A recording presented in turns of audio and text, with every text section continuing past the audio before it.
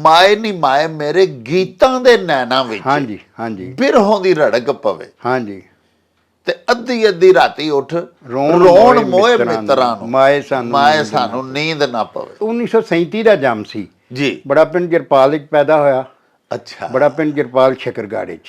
ਹਾਂ। ਤੇ ਤਗੜੇ ਘਰ ਦਾ ਬੰਦਾ ਸੀ, ਪਿਓ ਦਾ ਤਹਿਸੀਲਦਾਰ ਸੀ। ਜਿਹੜੀ ਜੱਸੜਾਂ ਦੇ ਵਿੱਚ ਗੱਡੀ ਵੱਢੀ ਗਈ ਸੀ ਉਹਦੇ ਵਿੱਚ ਇਹ ਵੀ ਸੀ। ਔਰ ਇਹ ਛੋਟਾ ਜਿਹਾ ਸੀ, 37 ਤੋਂ ਲੱਗ ਕੇ 10 ਸਾਲਾਂ ਦਾ ਬੱਚਾ। ਬਹੁਤ ਵੱਡਾ ਸ਼ਾਇਰ ਸੀ, ਦੁੱਖ ਦਾ ਭਰਿਆ ਹੋਇਆ ਸੀ। ਵੇਖੋ ਨਾ ਐਡਾ ਵੱਡਾ ਘੁੱਲੂਕਾਰਾ ਉਸ ਸਮਰੇ ਵੇਖਿਆ ਤੇ ਉਹਦੇ ਅੰਦਰ ਤੇ ਤੁਸੀਂ ਸਮਝ ਲਓ ਕਿ ਪੰਡਾਂ ਦੇ ਹਿਸਾਬ ਨਾਲ ਦੁੱਖ ਤੇ ਕਰਬ ਸੀ। ਰੋਗ ਬਣ ਕੇ ਰਹਿ ਗਿਆ ਪਿਆਰ ਤੇਰੇ ਸ਼ਹਿਰ ਦਾ, ਮੈਂ ਮਸੀਹਾ ਵੇਖਿਆ ਬਿਮਾਰ ਤੇਰੇ ਸ਼ਹਿਰ ਦਾ, ਇੱਥੇ ਮੇਰੀ ਲਾਸ਼ ਵੀ ਨਿਲਾਮ ਕਰ ਦਿੱਤੀ ਗਈ, ਫੇਰ ਵੀ ਨਾ ਉਤਰਿਆ ਉਧਾਰ ਤੇਰੇ ਸ਼ਹਿਰ ਦਾ। ਮਿੱਟੀ ਦੀ ਕੜਾਈ ਤੇਰੀ ਕਾਹਨੂੰ ਪਿੱਲੀ ਹੋ ਗਈ, ਪੱਛੀਆਂ ਦੀ ਪੰਡ ਤੇਰੀ ਕਾਹਨੂੰ ਸਿੱਲੀ ਹੋ ਗਈ, ਤੇਰੇ ਸੇਕ ਨੂੰ ਕੀ ਵੱਜਿਆ ਦੁਗਾੜਾ। ਦੁਗਾੜਾ ਕਿਸੇ ਅੱਜ ਤੱਕ ਸ਼ਾਇਰੀ 'ਚ ਨਹੀਂ ਸੀ ਵਰਤਿਆ। ਆਪੇ ਨਹੀਂ ਮੈਂ ਬਾਲੜੀ ਸਾਂ, ਹਾਂਜੀ, ਹਾਲੇ ਆਪੇ ਮੱਤਾਂ ਜੋਗੀ। ਹਾਂ, ਮੱਤ ਕਿਹੜਾ ਇਸ ਨੂੰ ਦੇਵੇ। ਪਿਆਰ ਉਹ ਮਹਿਲ ਹੈ ਨਹੀਂ ਜਿਹਦੇ ਵਿੱਚ ਪੰਖੂਆਂ ਦੇ ਬਾਝ ਕੁਝ ਹੋਰ ਨਾ ਰਵੇ। ਹਾਂਜੀ ਹਾਂਜੀ ਹਾਂਜੀ। ਤੇ ਪਿਆਰ ਐਸਾ ਆਂਗਣਾ ਹੈ ਹਾਂਜੀ ਜਿਹਦੇ ਵਿੱਚ ਵਸਲਾਂ ਦਾ ਰਤੜਾ ਨਾ ਪਲੰਗ ਡਵੇ। ਸ਼ਾਹ ਹੁਸੈਨ ਨੇ ਵੀ ਤੇ ਇਹ ਕਿਹਾ ਸੀ ਨਾ ਵੀ ਮਾਏ ਨਹੀਂ ਮੈਂ ਕਿਹਨੂੰ ਆਖਾਂ, ਦਰਦ ਵੀ ਛੋੜੇ ਦਾ ਹਾਲ। ਹਾਂਜੀ। ਉਹ ਚੱਲ ਮੇਲੇ ਨੂੰ ਚਲੀ।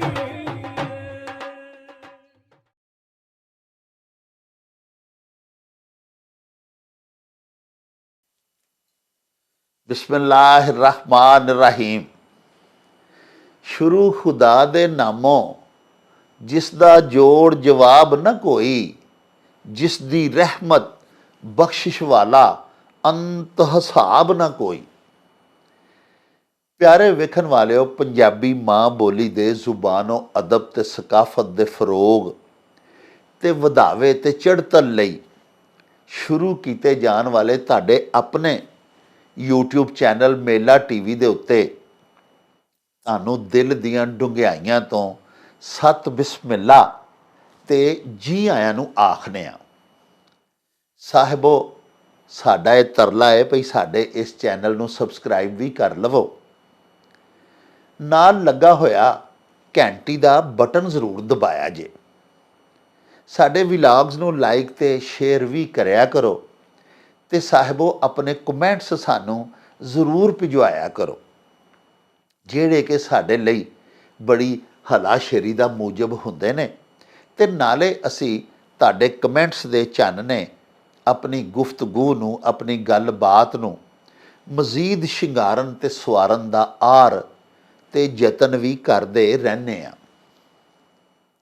ਸਾਹਿਬੋ, ਮੁਹੰਮਦ ਫਹੀਮ ਸਾਡੇ ਪੰਜਾਬੀ ਭਰਾ, ਸਾਡੇ ਪਾਕਿਸਤਾਨੀ ਵੀਰ ਸਰਗੋਦਾ ਤੋਂ ਬਿਲੋਂਗ ਕਰਦੇ ਨੇ ਤੇ ਅੱਜ ਕੱਲ੍ਹ ਅਮਰੀਕਾ ਦੀ ਰਿਆਸਤ ਵਰਜੀਨੀਆ ਦੇ ਵਿੱਚ ਸੈਟਲ ਨੇ। ਉਹਨਾਂ ਨੇ ਸਾਨੂੰ ਉੱਥੋਂ ਫੋਨ ਕਰਕੇ ਤੇ ਕਮੈਂਟਸ ਰਾਹੀਂ ਵੀ ਸਾਥੋਂ ਇਹ ਮੰਗ ਕੀਤੀ ਹੈ ਭਈ ਨੁਸਰਤ ਫਤਿਹ ਅਲੀ ਖਾਨ ਦੀ ਇੱਕ ਜੱਗ ਮਸ਼ਹੂਰ ਗਜ਼ਲ ਹੈ ਜਿਹੜੀ ਉਹਨਾਂ ਨੇ ਗਾਈ ਹੈ।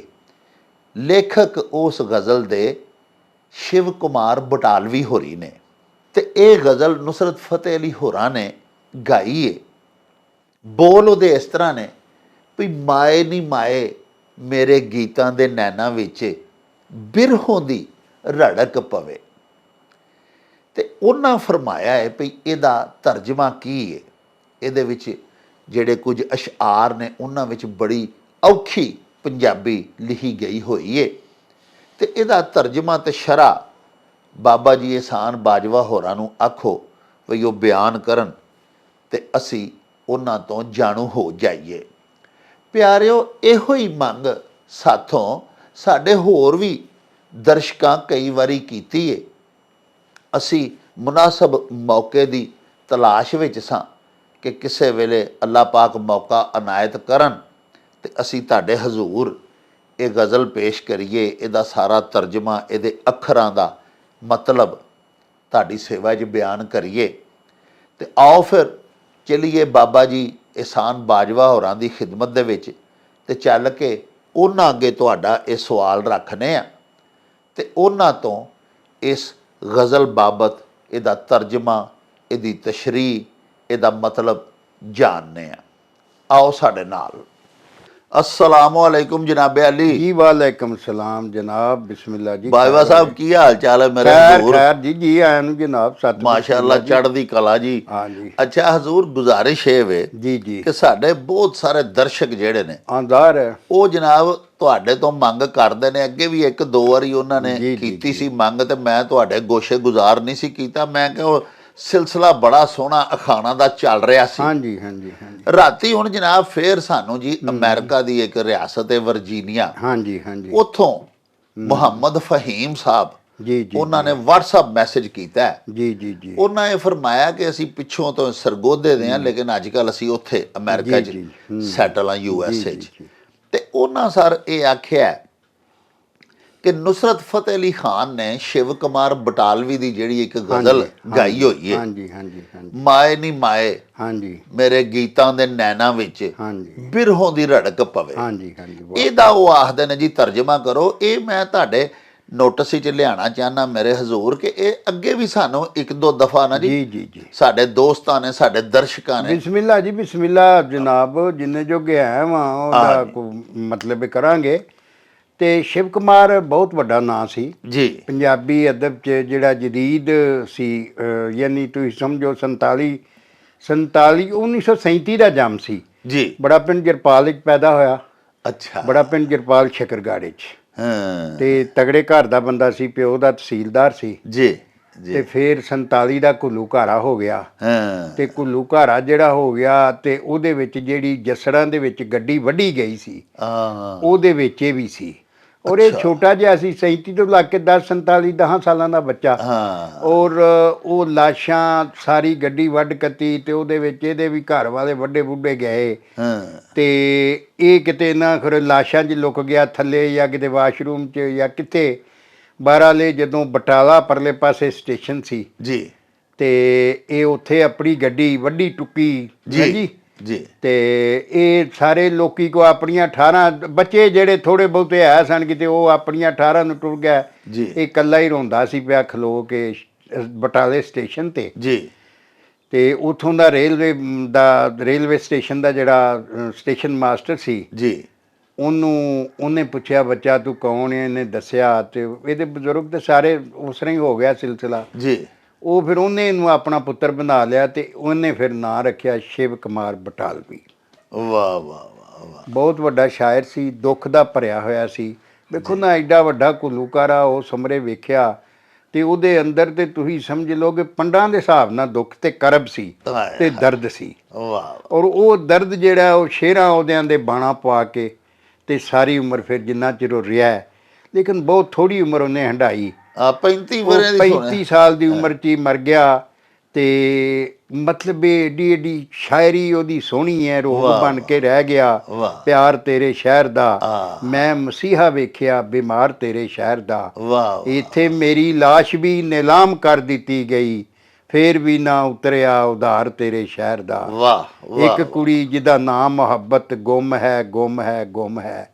ਫਿਰ ਉਹਨੇ ਇਹ ਵੀ ਆਖਿਆ ਅਸਾਂ ਤੇ ਜੋਬਨ ਰੁੱਤੇ ਮਰਨਾ, ਟੁਰ ਜਾਣਾ ਅਸਾਂ ਪਰੇ ਪਰਾਏ। ਵਾਹ ਔਰ ਉਹ ਵਾਕਈ ਜੋਬਨ ਰੁੱਤੇ ਹੀ ਜਵਾਨ ਮਰ ਗਿਆ। 35 ਸਾਲ ਦੀ ਉਮਰ 'ਚ ਉਹ ਫੌਤ ਮਰ ਗਿਆ ਵਿਚਾਰਾ। ਜਾ ਉਹਦਾ ਜਨਾਬ ਇਹ ਜਿਹੜਾ ਕਲਾਮ ਤੁਸੀਂ ਜਿਵੇਂ ਫਰਮਾ ਰਹੇ ਸੋ ਹਾਂਜੀ। ਤੇ ਬਾਜਵਾ ਸਾਹਿਬ ਹੈ ਜਿਹੜਾ ਉਹਦਾ ਕਲਾਮ ਹੈ ਕਿ ਮਾਏ ਨਹੀਂ ਮਾਏ ਮੇਰੇ ਗੀਤਾਂ ਦੇ ਨੈਣਾ ਵਿੱਚ, ਇਹਦੇ ਇੱਕ ਇੱਕ ਲਫ਼ਜ਼ ਵਿੱਚ ਹਾਂਜੀ ਉਹਦੇ ਉਹ ਹੀ ਦੁੱਖ ਭਰੇ। ਹਾਂਜੀ, ਦਰਦ ਤੇ ਕਰਬ ਜਿਹੜਾ ਉਹਦੇ ਇੱਕ ਇੱਕ ਬੋਲ ਚੋਂ ਪੱਠੀ ਵਾਲੀਏ ਚੰਬੇ ਦੀਏ ਡਾਲੀਏ, ਤੈਨੂੰ ਦਿਆਂ ਹੰਝੂਆਂ ਦਾ ਪਹਾੜਾ ਨੀ ਪੀੜਾਂ ਦਾ ਪਰਾਗਾ ਭੁੰਨਦੇ।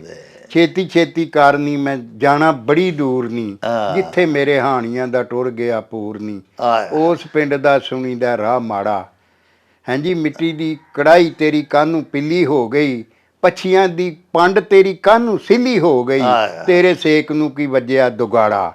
ਦੋਗਾੜਾ ਕਿਸੇ ਅੱਜ ਤੱਕ ਸ਼ਾਇਰੀ 'ਚ ਨਹੀਂ ਸੀ ਵਰਤਿਆ, ਵਾਹ, ਇਸ ਬੰਦੇ ਨੇ ਵਰਤ ਦਿੱਤਾ ਹੈ। ਯਾਨੀ ਕਿ ਠੇਠ ਪੰਜਾਬੀ ਹਾਂਜੀ, ਦੇ ਹਾਂਜੀ। ਏਡੇ ਏਡੇ ਖੂਬਸੂਰਤ ਅਲਫਾਜ਼। ਔਰ ਫਿਰ ਉਹ ਇਸ ਤਰ੍ਹਾਂ ਨਾ ਜਿਵੇਂ ਲਹੂ ਵਿੱਚ ਰਤ ਵਿੱਚ ਭਿਉਂ ਕੇ ਉਹ ਲਫ਼ਜ਼ਾਂ ਨੂੰ ਨਾ ਵਾਹ। ਕੜਾਈ 'ਚ ਪਾ ਕੇ ਪਰਾਗੇ ਭਰ ਕੇ ਕੱਢਦਾ ਹੈ। ਹਾਂਜੀ, ਯਾਨੀ ਸਿਆਹੀ ਨਾਲ ਨਹੀਂ ਲਿਖਦਾ, ਖੂਨ ਨਾਲ ਲਿਖਦਾ ਰਿਹਾ। ਖੂਨ ਨਾਲ ਲਿਖਦਾ ਰਿਹਾ। ਤੇ ਉਹਦੀ ਉਹ ਵੀ ਸਰਕਾਰ ਜਿਹੜੀ ਹੈ, ਕੀ ਪੁੱਛਦੇ ਹੋ ਹਾਲ ਕੀ ਫਕੀਰਾਂ ਪੁੱਛਦੇ ਹੋ ਦਾ, ਹਾਲ ਫਕੀਰਾਂ ਦਾ, ਸਾਡੇ ਨਦੀਆਂ ਵਿਛੜੇ ਨੀਰਾਂ ਦਾ। ਨੀਰਾਂ ਦਾ। ਵਾਹ ਮੈਂ ਵਾਹ। ਨਾ ਦਰਦ ਉਹਦਾ ਬੋਲ ਇੱਕ ਇੱਕ ਲਫ਼ਜ਼ ਚੋਂ ਦਰਦ ਜਿਹੜਾ ਹੈ, ਜੀ। ਉਹ ਉਛਲ ਕੇ ਬਾਹਰ ਨਿਕਲਦਾ ਹੈ।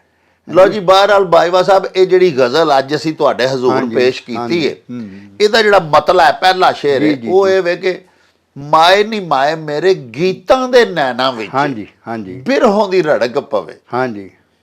ਤੇ ਅੱਧੀ ਅੱਧੀ ਰਾਤੀ ਉੱਠ ਰੋਣ ਮੋਏ ਮਿੱਤਰਾਂ ਨੂੰ, ਮਾਏ ਮਾਏ ਸਾਨੂੰ ਸਾਨੂੰ ਨੀਂਦ ਨਾ ਪਵੇ। ਹਾਂਜੀ, ਇਹਦੇ ਚੋਂ ਸ਼ਿਵ ਕੁਮਾਰ ਜੀ ਆਖਦੇ ਨੇ ਕਿ ਆ ਮੇਰੀਏ ਮਾਂ, ਹਾਂਜੀ, ਮੇਰੇ ਜਿਹੜੇ ਗੀਤ ਨੇ ਨਾ, ਹਾਏ ਉਹਨਾਂ ਦੀਆਂ ਅੱਖੀਆਂ ਦੇ ਵਿੱਚ ਜੁਦਾਈ ਦੀ ਰੜਕ ਪੈਂਦੀ ਏ। ਹਾਏ ਰੜਕ ਤੇ ਅਸੀਂ ਸਾਰੇ ਸਮਝਦੇ ਹੀ ਹਾਂ, ਸਮਝਦੇ। ਹਾਂਜੀ, ਕਿ ਮੇਰੇ ਜਿਹੜੇ ਗੀਤ ਨੇ, ਗੀਤਾਂ ਦੀਆਂ ਅੱਖੀਆਂ 'ਚ, ਹਾਂ। ਹਾਂਜੀ, ਜੁਦਾਈ ਦੀ ਰੜਕ ਪੈਂਦੀ ਏ। ਹਾਂ। ਤੇ ਅੱਧੀ ਅੱਧੀ ਰਾਤੀ ਉੱਠ ਰੋਣ ਮੋਏ ਮਿੱਤਰਾਂ ਨੂੰ। ਤੇ ਉਹ ਜਿਹੜੇ ਮੇਰੇ ਗੀਤ ਨੇ, ਹਾਂ। ਹਾਂਜੀ, ਜਿਨ੍ਹਾਂ ਦੀਆਂ ਅੱਖਾਂ ਵੀ ਨਿਹਾਇ ਨੇ, ਹਾਂ। ਉਹ ਅੱਧੀ ਰਾਤੀ ਉੱਠ ਕੇ ਤੇ ਮੋਇਆਂ ਨੂੰ ਯਾਦ ਕਰਕੇ ਤੇ ਰੋਂਦੇ ਨੇ, ਤੇ ਮਾਏ ਸਾਨੂੰ ਨੀਂਦ ਨਾ ਪਵੇ, ਹਾਂ। ਤੇ ਮੈਨੂੰ ਸੌਣ ਨਹੀਂ ਦਿੰਦੇ। ਹਾਏ। ਹਾਂਜੀ, ਯਾਨੀ ਉਹ ਬਾਜਵਾ ਸਾਹਿਬ ਜਿਹੜਾ ਤੁਸੀਂ ਫਰਮਾਇਆ, ਹਾਂਜੀ। ਉਹ ਜਿਹੜਾ ਘੁੱਲੂ ਘਾਰਾ ਉਹਨੇ ਵੇਖਿਆ ਸੀ, ਜਾ, ਜਾ, ਜਾ। ਉਹਦੇ ਅੱਖੀਆਂ ਦੇ ਸਾਹਮਣੇ ਮਰੇ ਸਨ ਉਹਦੇ ਹਾਂਜੀ, ਉਹ ਸਾਰੇ, ਸਾਰਾ ਕੁਝ ਵੇਖਿਆ। ਉਹਦੇ ਲੱਗਦੇ ਆ ਜੀ। ਹਾਂਜੀ, ਤੇ ਬਾਜਵਾ ਸਾਹਿਬ, ਅਗਲਾ ਜਿਹੜਾ ਸ਼ੇਰ ਹੈ ਨਾ ਜੀ, ਜੀ। ਜਿਹਦੇ ਬਾਰੇ ਸਾਰੇ ਹੀ ਸਾਡੇ ਦਰਸ਼ਕ ਲਿਖਦੇ ਨੇ ਜੀ ਕਿ ਇਹਦਾ ਕੀ ਤਰਜਮਾ ਹੈ, ਕੀ ਇਹ ਜਨਾਬ ਤੁਹਾਡੀ ਖਿਦਮਤ ਵਿੱਚ ਹਾਜ਼ਰ ਹੈ ਸ਼ੇਰ। ਜੀ। ਭਈ ਭੇ ਸੌਗੰਧੀਆਂ ਨੂੰ ਹੂੰ ਬੰਨਾ ਫੋਹੇ ਹੋਏ ਚਾਨਣੀ ਦੇ, ਜੀ, ਫੇਰ ਫੇਰ ਸਾਡੀ ਪੀੜ ਨਾ ਸਹੀ। ਹਾਂਜੀ, ਮੈਂ ਅਰਜ਼ ਕੀਤਾ ਕਿ ਜਿਹੜੇ ਬੇਨਾ ਸੁਗੰਧੀਆਂ, ਜੀ। ਲਫ਼ਜ਼ ਸੁਗੰਧੀਆਂ, ਜੀ। ਸੁਗੰਧੀਆਂ ਨਹੀਂ, ਸੁਗੰਧੀਆਂ ਜਿਹੜੇ ਛੋਟੇ ਛੋਟੇ ਰੂੰ ਦੇ ਤੂੰਬੇ ਜਿਹੜੇ ਜਿਨ੍ਹਾਂ 'ਚ ਬਾਸ਼ਨਾ ਇਤਰ ਲਾ ਕੇ, ਹਾਂਜੀ, ਹਾਂਜੀ। ਹਾਂਜੀ, ਇਤਰ ਵਿੱਚ ਭਿਉਂ ਕੇ, ਹਾਂਜੀ, ਤੇ ਉਹ ਲੋਕੀ ਅਕਸਰ ਕੰਨਾਂ 'ਚ ਵੀ ਦਿੰਦੇ ਨੇ। ਕੰਨਾਂ 'ਚ ਸਾਡੇ ਬਜ਼ੁਰਗ ਰੱਖਦੇ ਹੁੰਦੇ ਸਨ ਕਿ ਖੁਸ਼ਬੂ ਜਿਹੀ। ਅੱਛਾ, ਤੂੰ ਆਂਦਾ ਭੇ ਸੁਗੰਧੀਆਂ 'ਚ ਬੰਨਾ ਫੋਹੇ ਚਾਨਣੀ ਦੇ। ਉਹ ਜਿਹੜੇ ਨੇ ਨਾ ਨਿੱਕੇ ਨਿੱਕੇ, ਮੈਂ ਉਹਨਾਂ ਨੂੰ ਮੈਂ ਮਤਲਬ ਚਾਨਣੀ ਵਿੱਚ ਭਿਉਂ ਕੇ ਚਾਨਣੀ ਜਿਹੜੀ ਰਾਤ ਦੀ ਚਾਨਣੀ ਹੈ, ਭਈ ਮੈਂ ਨਹੀਂ ਵਿੱਚ ਖੁਰੇ ਚਾਨਣੀ ਨਾਲ ਹੀ ਇਹਨਾਂ ਨੂੰ ਸੋਖ ਆ ਜਾਏ, ਲੇਕਿਨ ਫੇਰ ਸਾਡੀ ਪੀੜ ਨਾ ਸਵੇ।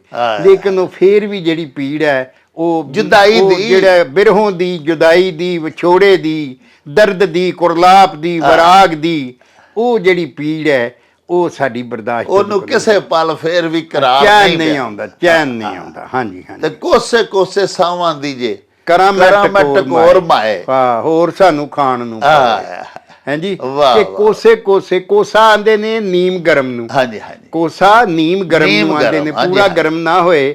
ਕੋਸੇ ਸਾਵਾਂ ਦੀ, ਇਹ ਜਿਹੜੇ ਸਾਹ ਨੇ, ਤੁਸੀਂ ਵੇਖੋ ਨਾ, ਸਿਆਲ 'ਚ ਸਾਹ ਲਈਏ ਤੇ ਹੱਥ ਅੱਗੇ ਕਰੀਏ ਤਾਂ ਗਰਮ ਹੁੰਦਾ ਹੈ, ਕੋਸਾ ਹੁੰਦਾ, ਉਹ ਕੋਸਾ ਹੁੰਦਾ ਹੈ। ਤੇ ਟਕੋਰ, ਉਹ ਜਿੱਥੇ ਕਿਤੇ ਸੱਟ ਫੇਟ ਲੱਗ ਜਾਏ ਨਾ, ਤੇ ਉਹ ਕੱਪੜੇ ਦੇ ਵਿੱਚ ਰੇਤ ਜਿਹੀ ਗਰਮ ਕਰਕੇ, ਹਾਂਜੀ, ਤੇ ਉਹ ਤੇ ਅਸਰਾ ਲਾਉਂਦੇ ਨੇ, ਤਾਂ ਕਿ ਉਹ ਜਿਹੜਾ ਖੂਨ ਇਕੱਠਾ ਹੋਇਆ ਉਹ ਮਤਲਬ ਢਾਲ ਢੁਲ ਜਾਏ, ਉਹਨੂੰ ਆਨੇ ਨੇ ਟਕੋਰ।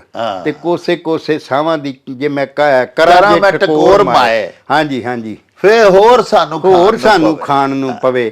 ਕਿ ਮੈਂ ਜੇ ਉਹ ਜਿਹੜਾ ਦੁੱਖ ਏ, ਉਹ ਜਿਹੜਾ ਕਰਬ ਏ, ਉਹ ਜਿਹੜਾ ਜ਼ਖਮ ਏ, ਉਹਨੂੰ ਮੈਂ ਟਕੋਰ ਕਰਕੇ ਤੇ ਠੀਕ ਕਰਨ ਦੀ ਕੋਸ਼ਿਸ਼ ਕਰਨਾ।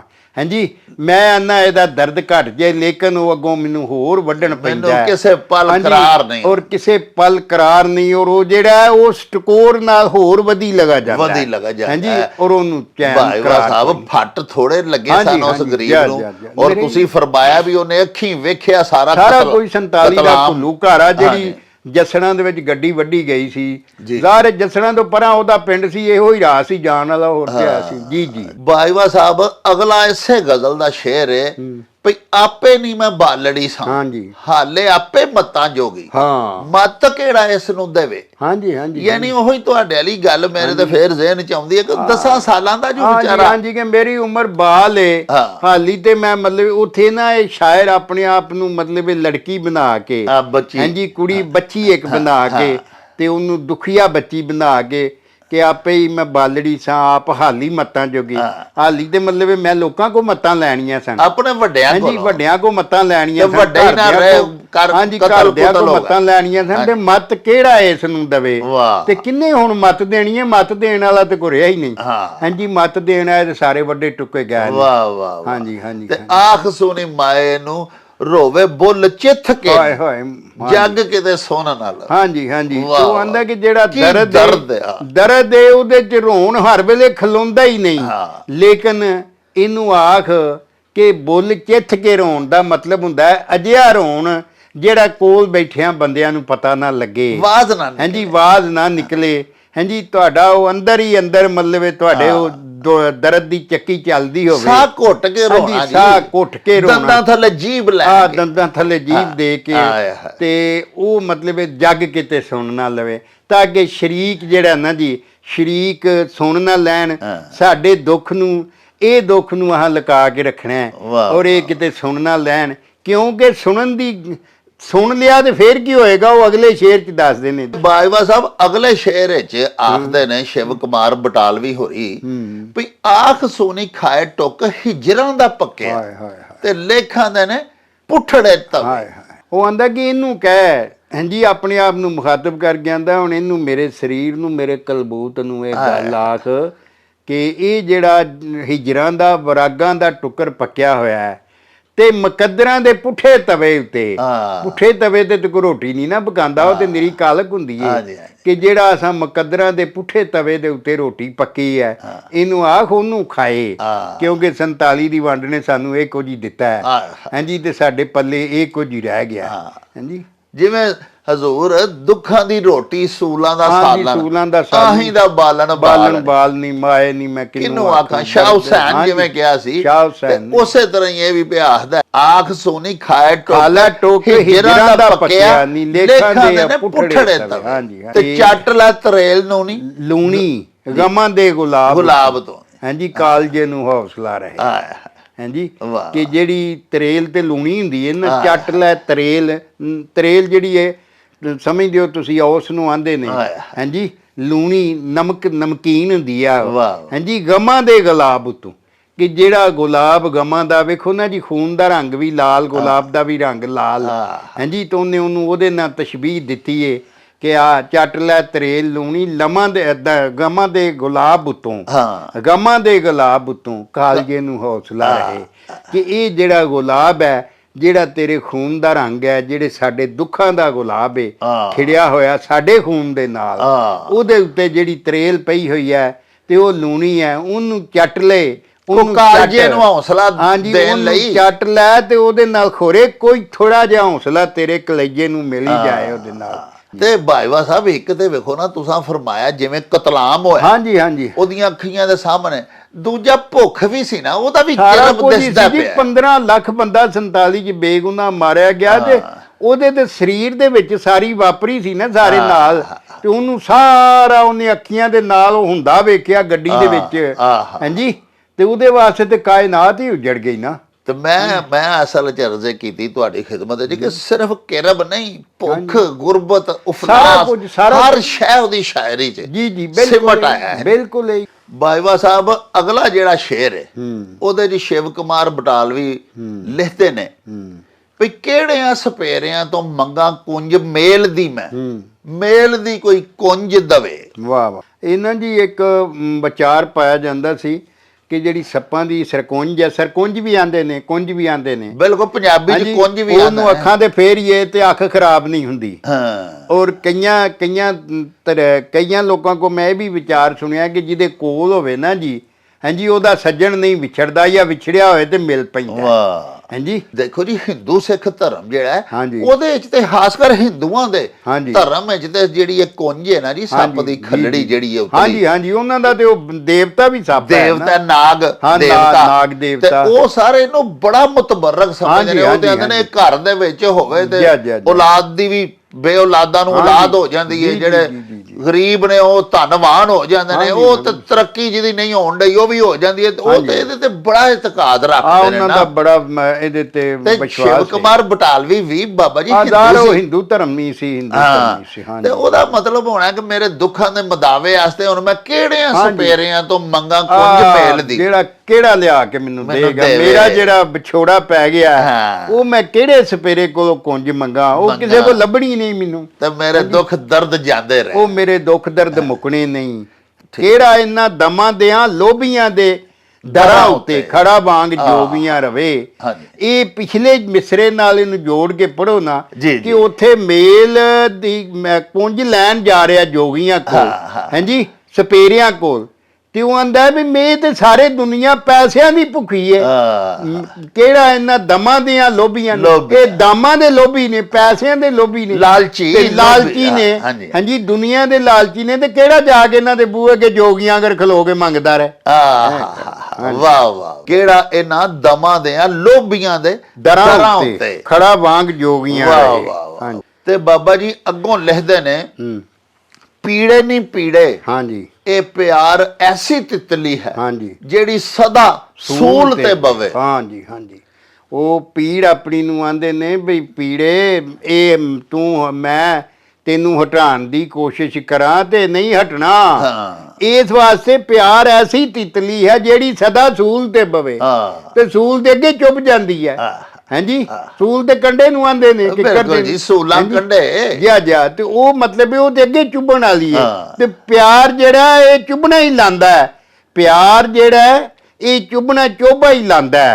ਹਾਂਜੀ, ਇਹਦੇ ਕੋਲੋਂ ਭਲੇ ਦੀ ਤਵੱਕੋ ਨਹੀਂ ਹੋ ਸਕਦੀ। ਵਾਹ ਵਾਹ, ਹਾਂਜੀ, ਇਸ ਵਾਸਤੇ ਇਹਨਾਂ ਚੋਭਾਂ ਦੇ ਪਾਰੋਂ ਪੀੜ ਹੀ ਹੋਣੀ, ਹੋਰ ਕੀ ਹੋਣੀ ਹੈ। ਜੀ ਜੀ, ਇਹਦੇ ਚ ਵੇਖੋ ਨਾ, ਉਹਨਾਂ ਨੇ ਹੁਸਨ ਕੀ ਪੈਦਾ ਕੀਤਾ ਵੀ ਤਿਤਲੀ ਤੇ ਹਮੇਸ਼ਾ ਫੁੱਲਾਂ ਤੇ ਬੈਂਦੀ। ਹਾਂਜੀ ਹਾਂਜੀ, ਪਰ ਉਹ ਆਂਦਾ ਪਿਆਰ ਐਸੀ ਤਿਤਲੀ ਹੈ ਜਿਹੜੀ ਸਦਾ ਸੂਲ ਤੇ ਫੁੱਲਾਂ ਤੇ ਨਹੀਂ ਬੈਂਦੀ। ਹਾਂਜੀ ਹਾਂਜੀ, ਪੀੜੇ ਨਹੀਂ ਪੀੜੇ, ਇਹ ਪਿਆਰ ਐਸੀ ਤਿਤਲੀ ਹੈ ਜਿਹੜੀ ਸਦਾ ਸੂਲ ਤੇ ਬਵੇ। ਹਾਂਜੀ, ਤੇ ਪਿਆਰ ਐਸਾ ਭੌਰ ਹੈ ਨਹੀਂ, ਹਾਂਜੀ ਜਿਹਦੇ ਕੋਲੋਂ ਵਾਸ਼ਨਾ ਵੀ ਹਾਏ ਹਾਏ ਲੱਖਾਂ ਕੋਹਾਂ ਦੂਰ ਹੀ ਰਵੇ। ਹਾਂਜੀ, ਪਿਆਰ ਜਿਹੜਾ ਉਹ ਐਸਾ ਭੌਰਾ, ਆ ਜਿਹੜਾ ਪਤੰਗਾ ਹੁੰਦਾ ਫੁੱਲਾਂ ਦੇ ਉੱਤੇ ਹੁੰਦਾ ਭੰਮਰਾ, ਕਿ ਕੀ ਸਾਨੂੰ ਹਾਲੀ ਤੱਕ ਨਹੀਂ ਪਤਾ ਲੱਗਾ ਵੀ ਕੀ ਆਂਦੇ ਨੇ। ਹਾਂਜੀ ਹਾਂਜੀ, ਅੱਛਾ, ਉਹ ਜਿਹੜਾ ਮਤਲਬ ਹੈ ਕਿ ਉਹ ਜਿਹੜਾ ਭੰਮਰਾ ਹੈ ਉਹਦੇ ਕੋਲੋਂ ਇਹ ਬਾਸ਼ਨਾ ਲੱਖਾਂ ਕੋ ਦੂਰ ਤੇ ਰਹਿੰਦੀ ਹੈ। ਹਾਂਜੀ, ਪਿਆਰ ਐਸਾ ਭੰਮਰਾ ਹੈ ਜਿਹਦੇ ਕੋਲੋਂ ਵਾਸ਼ਨਾ ਲੱਖਾਂ ਕੋਹਾਂ ਦੂਰ ਹੀ ਰਹੇ। ਪਿਆਰ ਤੇ ਜਿਹੜੀ ਮਲਾਪ ਹੈ ਵਸਲ, ਉਹਦੀ ਜਿਹੜੀ ਵਾਸ਼ਨਾ ਹੈ, ਉਹਦੀ ਜਿਹੜੀ ਖੁਸ਼ਬੂ ਹੈ, ਉਹ ਉਹਦੇ ਤੋਂ ਲੱਖਾਂ ਕੋਹਾਂ ਦੂਰ ਰਹਿੰਦੀ ਹੈ। ਉਹ ਇਸ ਲਈ ਭਾਈਵਾ ਸਾਹਿਬ ਕਿ ਭੰਮਰੇ ਦਾ ਤੇ ਕੰਮ ਹੈ ਨਾ ਫੁੱਲਾਂ ਦਾ ਰੋਸ ਚੂਸ ਕੇ ਤੇ ਉੱਡ ਜਾਣਾ। ਉਹ ਲੋਭੀ ਲਾਲਚੀ ਹੁੰਦਾ, ਮਤਲਬ ਕੱਢਦਾ। ਜਾ ਲੇਕਿਨ ਪਿਆਰ ਤੇ ਇਸ਼ਾਰ ਦੇ, ਪਿਆਰ ਤੇ ਇਸ਼ਾਰ, ਉਹ ਤੇ ਕੁਰਬਾਨੀ ਦੇ ਛੱਡਦਾ ਹੱਥੋਂ। ਇਸ ਲਈ ਉਹ ਆਂਦੇ ਨੇ ਕਿ ਭੰਮਰੇ ਦਾ ਤੇ ਪਿਆਰ ਦਾ ਆਪਸ ਚ ਕੋਈ ਤਾਲਮੇਲ ਨਹੀਂ, ਲੱਖਾਂ ਕੋਹਾਂ ਦਾ ਫਰਕ ਹੈ ਵਿੱਚ।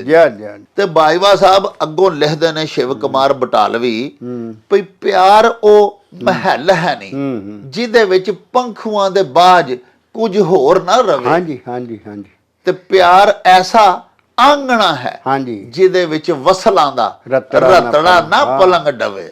ਹਾਂਜੀ, ਉਹ ਆਂਦੇ ਨੇ ਕਿ ਇਹ ਜਿਹੜਾ ਪਿਆਰ ਹੈ ਇਹ ਐਸਾ ਮਹੱਲ ਹੈ, ਹਾਂਜੀ, ਕਿ ਜਿਹਦੇ ਵਿੱਚ ਜਿਹੜੇ ਆਸਾਂ ਤੇ ਉਮੀਦਾਂ ਦੇ ਪੰਖੂ ਨੇ ਨਾ, ਪੱਖੂ ਪਰਿੰਦੇ, ਉਹਨਾਂ ਤੋਂ ਇਲਾਵਾ ਹੋਰ ਕੋਈ ਸ਼ੈ ਹੁੰਦੀ ਨਹੀਂ।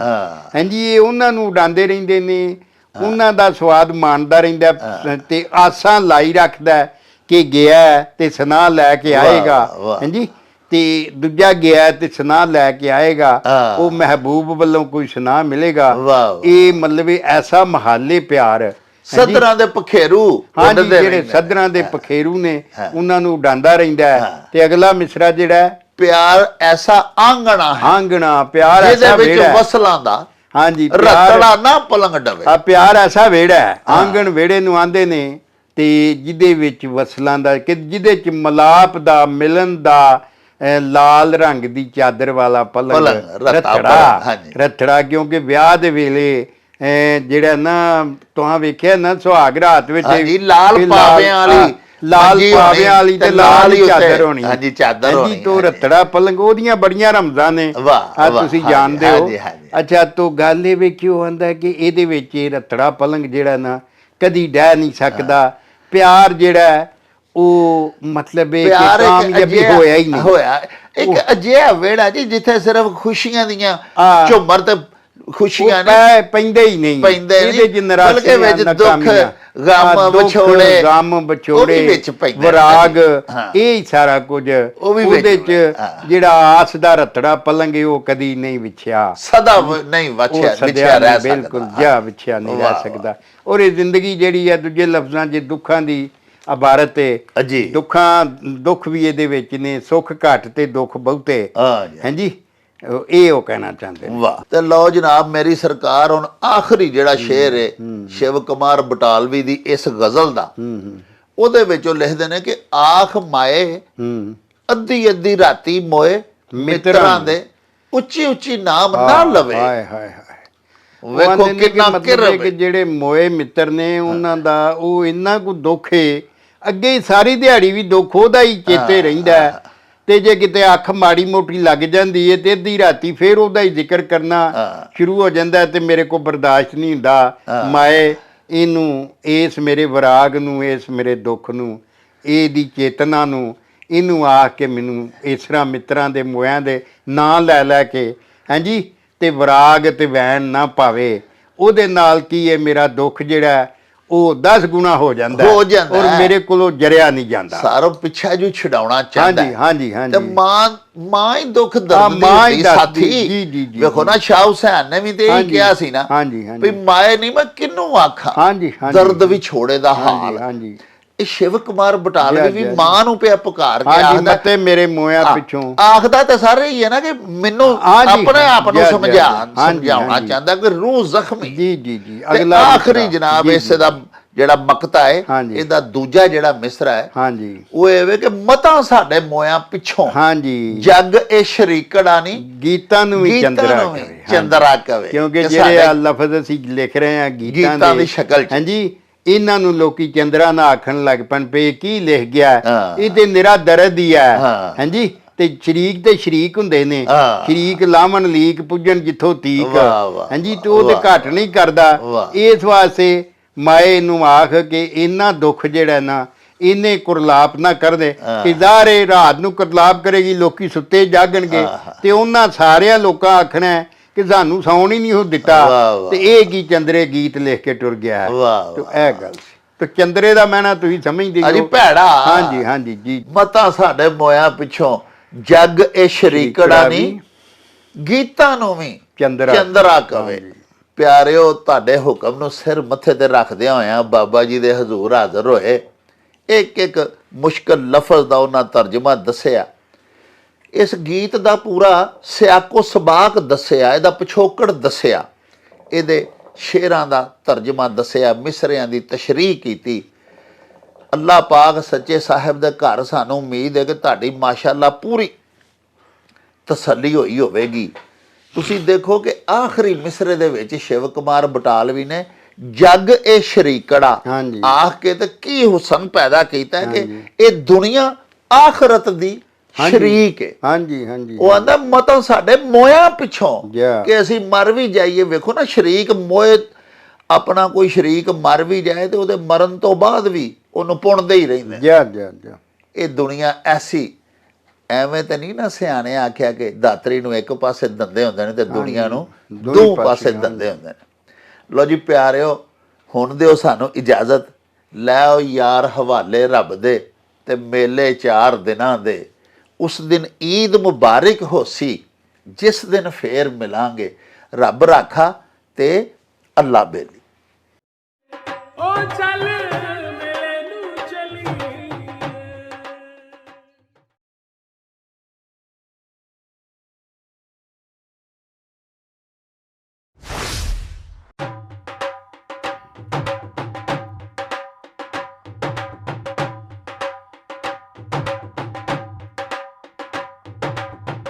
ਰੌਣਕ ਹੋ ਜਾਊ ਛੱਟ ਵੇ ਚੱਲ ਮੇਲੇ ਨੂੰ ਚਲੀ